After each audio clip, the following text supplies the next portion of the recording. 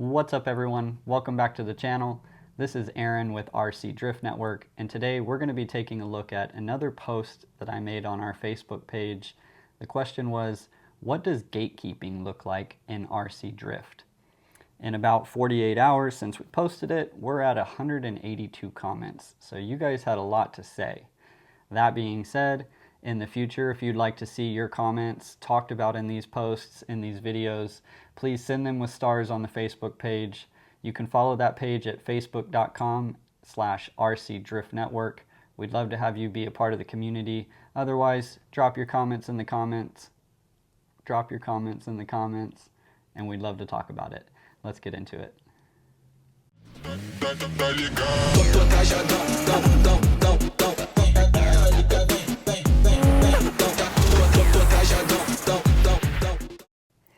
All right, so I've got it sorted by most relevant.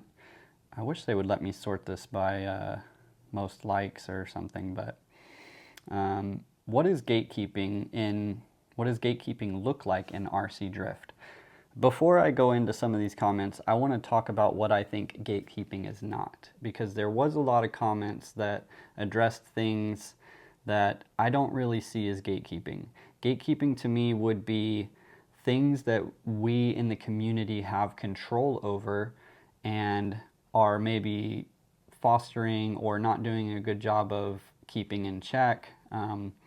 It's information that's withheld, knowing that it could be helpful to somebody, but not wanting to give it to them for one reason or another. I also want to say, I don't think that all gatekeeping is bad. When we really get into what I believe gatekeeping is and where it lies in our hobby truly, I don't think it's a bad thing necessarily. I think it's a part of the hobby. I think it's a part of competitiveness in any hobby, sport, or profession that you do. There's always going to be differing opinions, oh, well, you should just share all the information you have because if you're the best, then you're the best. There's a camp that believes, if you've done the work to get the secrets, then why should you have to share the secrets? So, wanted to talk about what I think gatekeeping is not. I don't think gatekeeping is the price of the RC cars, the price to get into it. That's a barrier to entry. I don't think that intimidation is a gatekeeper in our hobby. You being intimidated or worried about being in the way, scared, whatever that is, that's not gatekeeping. That's your own anxieties and worries and fears getting in your way. Gatekeeping is when people have information that they could share with you and they choose not to for whatever reason.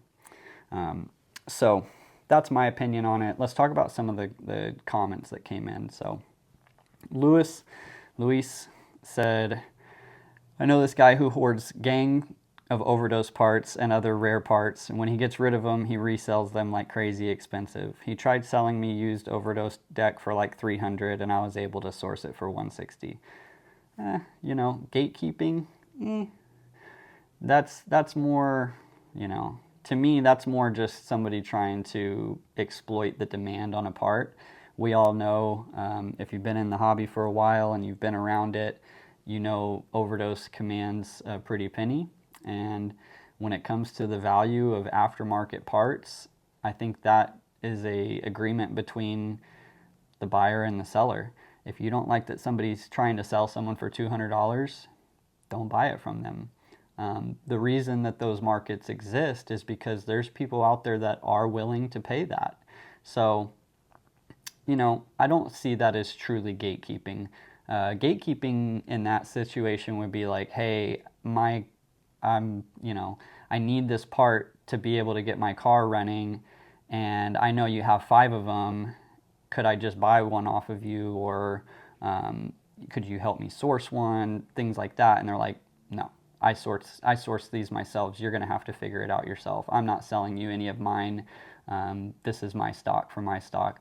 I could see that being a little bit of gatekeeping behavior, but at the same time, nobody owes you anything. And if somebody's done the work and spent the money to get it, they don't have to sell you anything. So borderline gatekeeping, I would say. Let's see.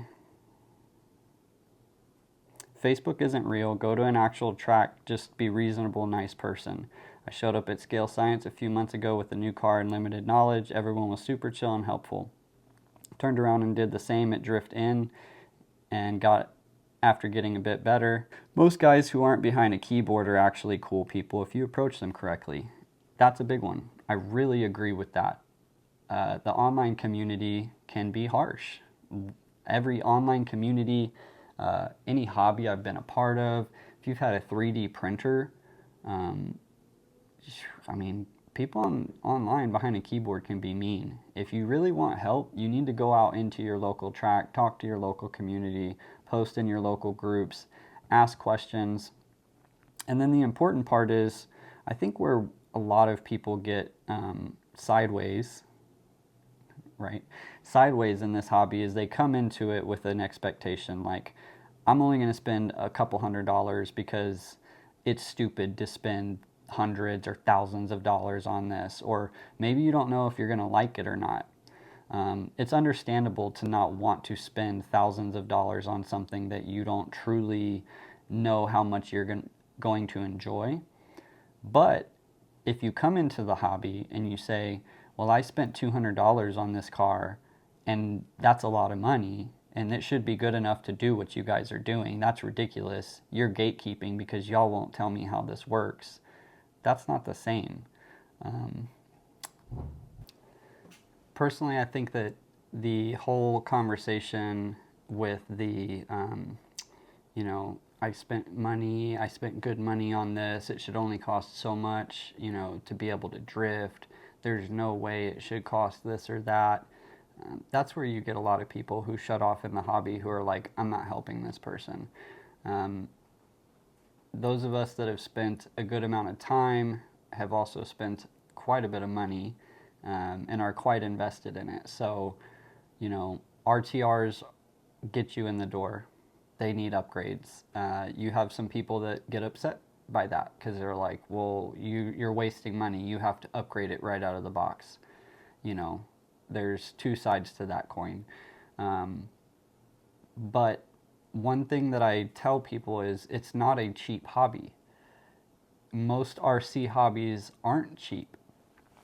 So those are some barriers to entry. That's not gatekeeping. But if you come into the hobby and you don't want to spend any money on it, you want to buy the cheapest things that you can find, I'll tell you right now, there's almost nothing on Amazon that you can find. All of us hop in the hobby, at least the last couple of years, you start looking on Amazon to see what you can find. That stuff's not good, and you're hurting your local hobby shops when you do that. So try to support local, try to go in, talk to the community is what I would suggest. If you really want to get started in RC drifting, find a track. I've mentioned in the last video that I made, rcdrift.io and Damn Millennials both have maps on their websites that are a great resource for finding where local communities are close to you. Find your local community, start engaging with them, ask them where they suggest you start. It's important you do that because that's going to give you a immediate resource. It's going to give you a local community of guys who started probably in the same place that they're telling you to start, and they're going to be able to help you with the best intentions and to the best of their abilities. So personally, what I've seen happen a lot in our community, people come out, what should we get? Get an MST, get a RD 2.0, get this, get a RDX. They come back, hey, I found this on Marketplace, what do you think? It's outdated, it's all-wheel drive, it's counter steer. It doesn't really work for what we do now. What? You mean I spent this money? So it starts them off on the wrong foot in the hobby. They're like, can I convert it? Can I fix it? How do I change it? And really the answer is, a lot of times you're going to hear, what? Sell it. That's junk. That's not going to help you. Upgrade.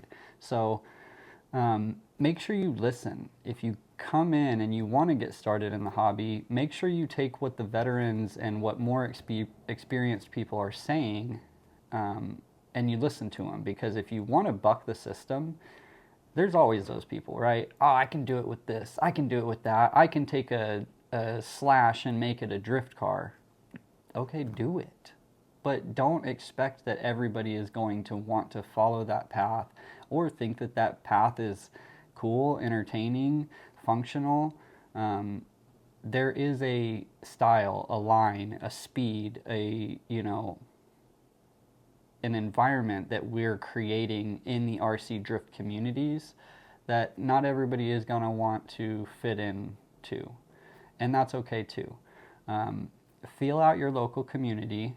If you feel comfortable, then, great, you found yourself a place to be. But not everybody is going to be friends. Not everybody is going to be just immediately welcoming because you like an RC drift car like them, especially if you come in and immediately don't listen to the advice that they give you. So anyways, moving on. We had a lot of people say that they haven't really seen gatekeeping in this hobby. A lot of people that come from other, styles of racing, whether it's buggy, mini, Z, they really don't see the gatekeeping the way that we see it.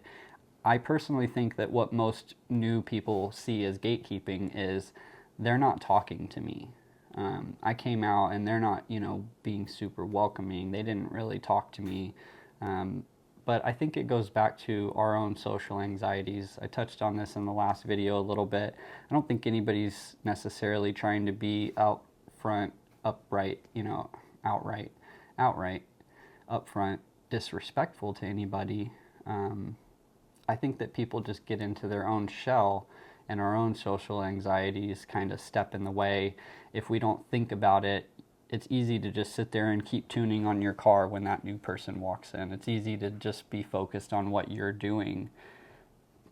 Excuse me. And yeah, it's not easy to, always be welcoming and thinking about what other people are doing. So my advice to people, I've said this on a couple of the comments, is if you're going to go visit a new place, you don't really know anybody there, or you know of some of the people there, I suggest you reach out. I love it when people reach out to me and say, hey, I'm coming down to San Antonio. I want to drive with you guys. Then I can schedule. I'm like, no, okay, I want to be there at this time so I can make sure this person feels comfortable. I give them some stickers, I make sure that it's a good vibe and that everybody is, knows that this is a new person. Let's be, welcoming.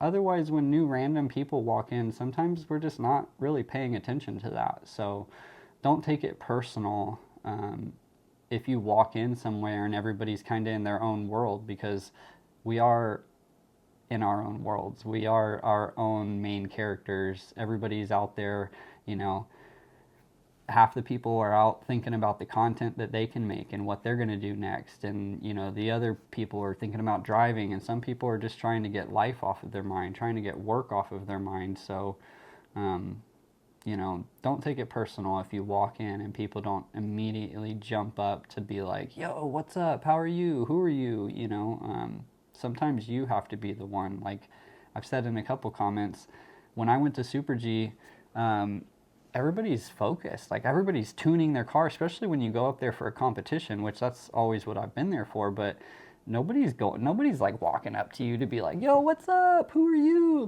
nice to meet you, can I help you with anything? No, everybody's there to focus on their car, to focus on what they're doing. Everybody's spent money to be there. So but I'll say this, when I sat down and I started talking to people about their setups, about what they were doing, where they were from, people did open up. People were totally nice. Nobody was like, who's this guy, So I made friends, and now when I walk into Super G, I do have people that are like, yo, what's up, Aaron? So it might not feel super comfortable when you first get to a new place. And I tell people all the time, it's really important, even as an experienced driver, and I feel like I drive pretty fast, almost every track that I go to, when I first get on track with the locals, I feel slow. I'm like, oh no, what do I do? And it takes a couple laps to get used to it. So I don't know that that goes away. I'm 4 years into this. I've done lots of competitions, local competitions, all the way up to finals. And I still get nervous just getting out there to hot lap with the locals. So don't feel like you shouldn't be intimidated. We're all a little bit intimidated. Nobody wants to be the person in the way. Nobody wants to be the person driving bad. When I first get on track, a lot of times I try to pace myself and I'll wait and try to find a gap where I can get a feel for the layout, get a feel for the surface before I jump into the train. If you can do that, that definitely is going to make things go smoother, and you're going to feel like you acclimate to the driving style and the speed a lot faster, in my opinion. Never seen any gatekeeping in this hobby. Someone said, when someone asks for help or what's the best bang for the buck, or even shares an Amazon chassis and some old fart has to come in and either says, get these things because it's the best because I said so, or help that someone needs, someone says, just drive it and get better. It's a long comment, so I'm just going to leave it up there for you guys to read it. It talks about Amazon, Chinese brand. I talked a little bit about Amazon. It's nothing against Amazon. To me, I just think that you should be trying to support your local hobby shops. I'm going to leave it at that. Let's see. This is a good comment. It says, maybe an odd perspective from when I was running my own circuit. I'd say that most new to intermediate drivers actually gatekeep themselves. They pretty much never listen to any of our best drivers, even when the information was freely given. I can't tell you how many customers we told, don't buy that, you don't need it either. People gatekeep themselves from having a better time. That's true. I think a lot of people change stuff up too much when they get into the hobby. Like, they just start, they're like, I need this, I need that, I need to change my servo, I need to change my gyro. Well, this doesn't feel right, so I need to change it. What are you using? Your car looks like it drives smooth. They get into that quick buy where they're racking it up and they're like, I'm just going to buy, and I'm going to figure it out by buying new stuff, and that's going to make me drift better. Honestly, like, when I started out, I upgraded my servo and gyro to the V4 and the V2 Yokomo, and I ran that stuff for probably a year and a half. And there's championship drifters that are out there running those servo gyro combos. They're great. It's a great combo. There's not a lot of tuning. They have a tuning box for the servo, but there's not a whole lot of tuning to it. Keep it simple. That's a great thing when you are a new person in RC drift, because it is a very difficult hobby, and the more things you complicate, the more difficult it is for you to know if your skills are just not progressing or if you're holding yourself back by poor tunes and poor setups. So don't fall into the buy everything trap. Like, get a good setup. Yokomo, Rev D. If you want to spend the money on Futaba and Accuvance, there's really good, and there's great budget. I'm going to shout out Deal RC Drift again, because he talks a lot about different gyros and servo combinations that are really good budget options. So head over to his YouTube, check out some of his videos. He's got a lot of great RC drift information. Yucking someone's yum, especially if they're new to the scene and running an Amazon special. I agree. The last thing that people want to hear is, that's trash, you shouldn't have bought that. If you see something that is lower grade than what we would expect, hopefully you will still try to help those people to the best of your ability and guide them in their next purchase, right? Without telling them like, haha, you wasted your money, because that will definitely push people away. Ask someone, a diehard Red Cat fan, what they think of MST, or MST fan what they think of Fortec. There's always going to be your fanboys of any brand, right? And I also think some people are getting perks from those brands, so it pays for them to, be loyal and show loyalty online. Let's see. They say full hop isn't necessary when it is. It's definitely not. I can tell you right now, I have a lot of friends who are great championship level drivers that are not on full option cars. Um, Talk to the Rev D team, man. That I'm telling you, those cars, great cars. I bet if I asked I was completely new to drifting and would like to get into it, what would be the absolute best budget? I'd get a fair amount of laugh reacts and mean replies. I commented, I said, I think as long as you don't try to tell everybody, like, I'm not spending more than $200 because that's crazy. I don't think people are really going to be mean. I think people love to help in this hobby. Yeah, I think there's a lot of budget options that you can go with, and it's when people come into the groups and they're like, I'm not going to spend more than $100. What can I do? And I want to be able to drift this thing good.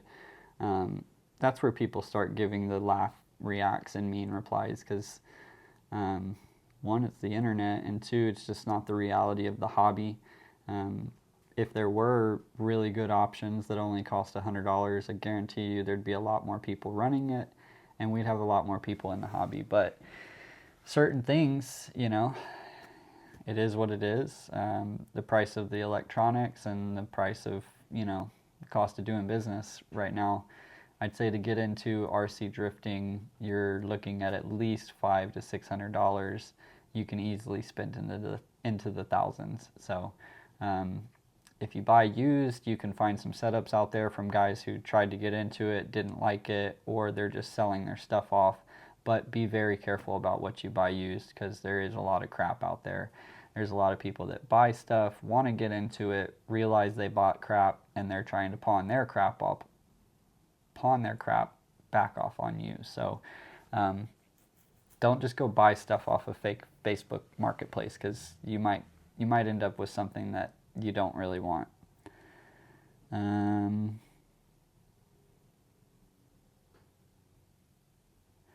Refusing to give newbies good leads to allow them to understand proper lines and helping them improve their chase. Generally being unchaseable, refusing to completely fill boxes at angle, and simply running away from them because your chassis is more gripped up. I agree. If you're intentionally trying to not give a good chase, or you're just bullying people around, you're dropping angle so you can push them. If you're dropping angle and running through the zone, not filling the zone completely, then that's driver error. That's just you not, I wouldn't worry about that at that point. If you're chasing that person and they can't fill a box, I don't want to chase that person anyways, because they're obviously not that good of a driver. If they're that worried about me being on their door, then I'm just going to back off and run a good line, because it's not any fun for me to run a crappy line because they can't run a good line. If they don't want to drive with me, they don't want to drive with me. I think when I've been in a situation where I felt like people weren't wanting to drive with me, I just told myself, all right, it's time to run your line, drop back, and focus on you, right? So, I don't know. Don't let what other people are doing affect you like that. It's the quickest way to get in your head and start not having a good time in this hobby. So, what I've noticed about that situation as well is sometimes those people are struggling with their car. Sometimes they're trying a new tune, they're trying a new FDR, they're trying new tires, and they're not driving very good. So they're kind of trying to get out of the way. They're also trying to avoid being ran into a bunch, because it's hard to get a real feel for what the car is doing if you have somebody that's mismatched with you and they keep, coming in and bumping into you, whether it's an accident or not. It's not that they're mad at you for it. It's just it's a run out of necessity. Like, I'm trying to figure this out real quick. I'm working on something. So just different people, different types doing different things. I think we get in our own head and take things personal sometimes. Like, man, that guy doesn't want to drive with me, when that guy's not even really thinking about that or intentionally trying to run away. They're feeling like, dang, I can't hold the line. I keep bumping the wall or whatever. So don't let it get too much in your head. Go to Super G for a day. I mentioned my Super G story earlier. I think you should go to Super G for a day. Talk to people, get to know people. There's a lot of great people at Super G. Yeah, I don't think that's gatekeeping. I think that that's being just socially anxious.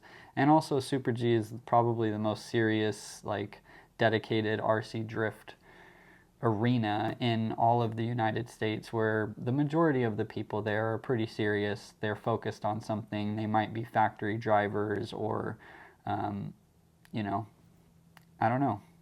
You wouldn't go to a world-class, road course. You wouldn't go to COTA and walk around in the pits at COTA and expect that the drivers there be like, jumping out and trying to like meet you and, get to know who you are. Like, they're focused on a job, they're doing something. So, you know, don't take it so personal. Talk to people. I've never had a problem making friends when I start talking to people. So if somebody's just ugly to you, you walk up and you're like, hey, what's up? And they're just like mean mug you. Okay, that's a sign of their character, Move on. You don't want to be that person's friend either. But 9 times out of 10, 9.9 times out of 10, that's not going to be what's going to happen. So people just are shy and they don't want to make the first move. They don't want to be like, hey, I'm so and so. So just introduce yourself.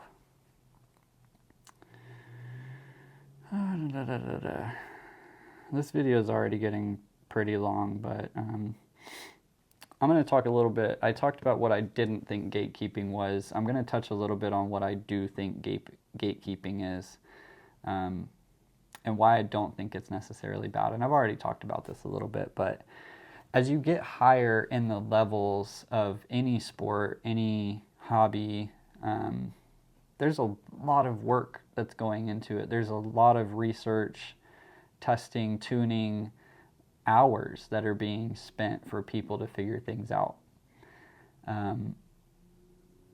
And it's not always easy to share that knowledge. Sometimes that knowledge is shared, and I think Kevin made this comment, but can it be received? When I first started in the hobby, there's a lot of things that people would tell me or help me with that I didn't truly understand. It took years of messing with my own car and people explaining it to me over and over and just testing and tuning before it actually clicked for me. So, and that felt like at times gatekeeping. How do I make my car faster? Just keep driving it. What do you mean? That, it feels like gatekeeping. But at the end of the day, as I kept driving, as I kept going different places, as I kept competing in different areas, as I kept driving it, I got faster. I learned to feather the throttle more when I leave a zone. And I can tell you that. Be soft on the throttle. How often do you hear people say that? Be soft on the trigger, right? But until you've learned your style and you feel it for yourself, it's just words. You have to put the seat time in. You have to keep practicing, because most of it comes from experience. There is no shortcuts. You can get pretty good. I mean, within 6 months of starting this hobby, I felt like I was a pretty good driver. I wanted to go compete. I felt like I had a hang of it. 2-3 years later, I was like, wow, I didn't know anything back then. I had no idea what I was doing. So progress is not linear in this hobby, and it's not always clear. Sometimes it takes time. Sometimes you're going to feel like you plateaued. Keep driving. Someone else said, it's also about who you drive with. Your skills are going to, rise to the community. And I agree with that too. And that's why I think it's important that community leaders get out and go to other communities and drive in other places and compete in other places when they can. That way they can bring those styles back and the hobby continues to evolve at the hobby shops. So I think that gatekeeping, when you get to that highly competitive level, I don't think that anything is given. If you're trying to win worlds or you're trying to go to RCDC and compete with the best RC drivers in the world, you shouldn't expect that anybody is going to give you anything. And anybody that does, you should be appreciative of, because they're giving you something that they've spent a lot of time and effort to obtain, and they're willing to share it with you. So don't look at it like people are trying to hold you back or hold you down. If you're going to take the competitive route of RC drifting, you have to learn these things yourself. You have to put in the time, you have to practice, you have to keep tweaking. Read, watch. There's a lot of top level drivers that are sharing setups, sharing tips, information. You have to learn how to filter that stuff and try to, test and see, okay, Alfredo Chan said this works for him. This overdose driver said this worked for them. This Rev D driver shared their whole setup sheet, and this Shibata driver shared a full setup sheet. Even with me driving an overdose Golem, a lot of times I look at what those guys are running just to see, how different are these chassis set up, and how does that translate to speed when I drive with them. So it becomes things that I want to test. Like, oh, I notice that they run a little bit more toe in the back of their car. I'm going to try that out and see if it helps out at all. No, on my chassis, it made it worse. Go back, right? That's what this hobby is about, especially at the top levels, especially at the most competitive levels. So don't take offense to people not giving you all their information. If you're a new person, listen, absorb, keep driving. I touched on this on the last video. There's a couple types of RC drifters, or hobbyists that come into this hobby. One that wants to come in and have it be easy, and it's not easy, so they quit. The other comes in, they realize it's not easy, and they dedicate themselves to just continuing to drive, get better, at whatever costs. And they upgrade, and they learn, and they progress slowly, and they end up passionate and in love with the hobby.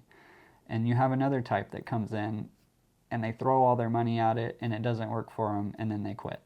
So be that middle person. Understand that you're going into something that is difficult. Embrace the suck. We've all been there. None of us were great when we started.